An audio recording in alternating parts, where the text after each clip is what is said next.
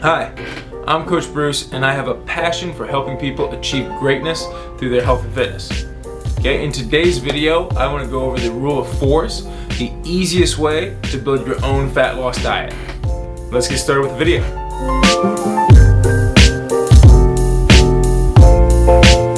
Before we can talk about the rule of fours, we have to talk about how our body adds fat and how it takes away fat. Okay, we are governed by the rules of calories in versus calories out. Basic thermodynamics states that energy can neither be created nor destroyed, it can just be transferred. So when we put on body fat, we are transferring energy from the food that we eat into the fat stores that we do not like around our midsection. You can't see it, but I got a sizable midsection myself, which is why I am trying to use the rule of fours on a more regular basis as well.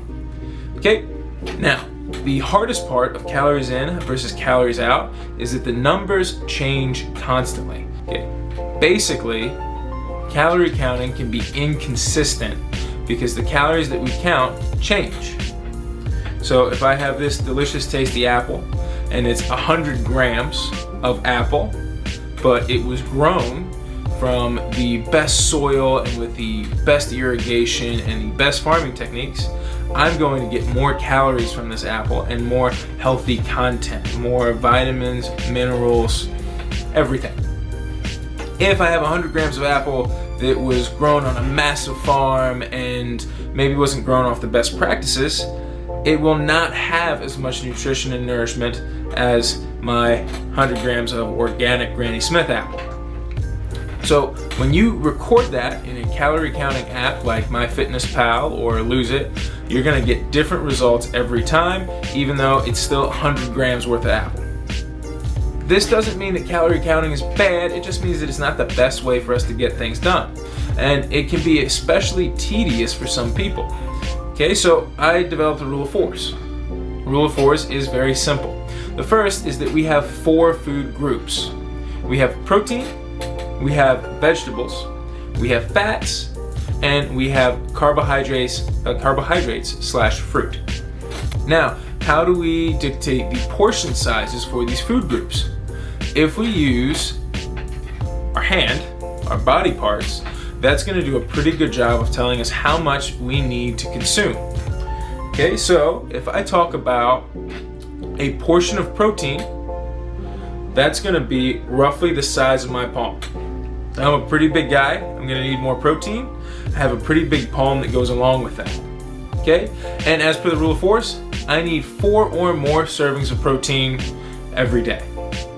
Okay, the second big food group is going to be vegetables. Okay, for vegetables, we're talking about the size of a closed fist. That's a lot of vegetables. Okay, we need 4 or more servings of vegetables that are going to be about this size. It's a lot of vegetables, we need them. The third food group is going to be fats. For this one, we're thinking about the size of our thumb. Okay, for the size of our thumb, fats get tricky. It seems like it's not a lot of space, but when you take into account that fats per gram are more than twice the calories of protein or carbohydrates, we need to be able to rein those in a little bit.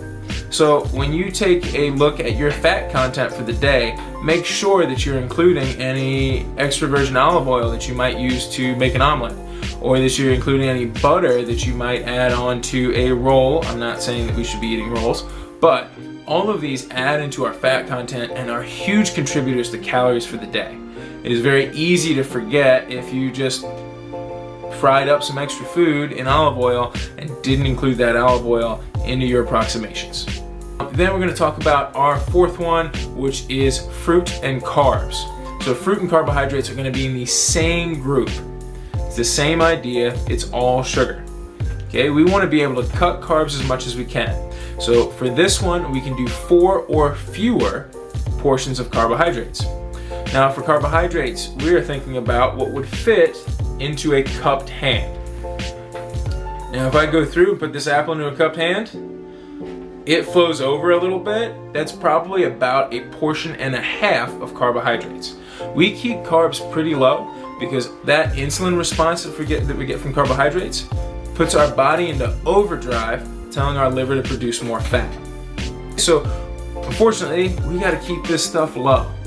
Even though fruits are good for you, we're gonna have to make sure that content stays restrained.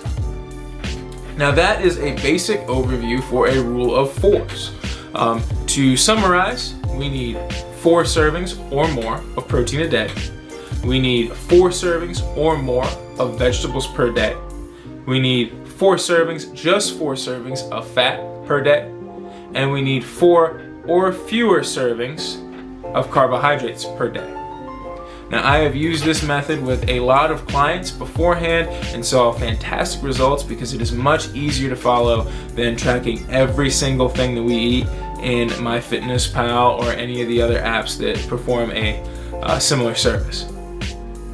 Hopefully, this video helps you out. If you found it to be super successful, please share it with a friend and give me a like. All right? Have a great day.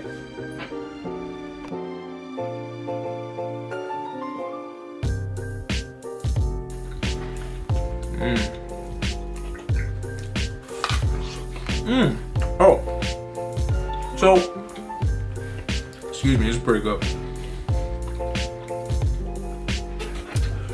Before I completely finish this video, I wanted to cut in what a standard food intake for me would be like on a good day. So I'll show you guys that. And then also link to in the description a easy worksheet that you can use to track your food. That way, every time you take in a serving of protein or a serving of carbs, you can just check it off on your sheet and you know where you're at. All right? Now we're done. Have a great day.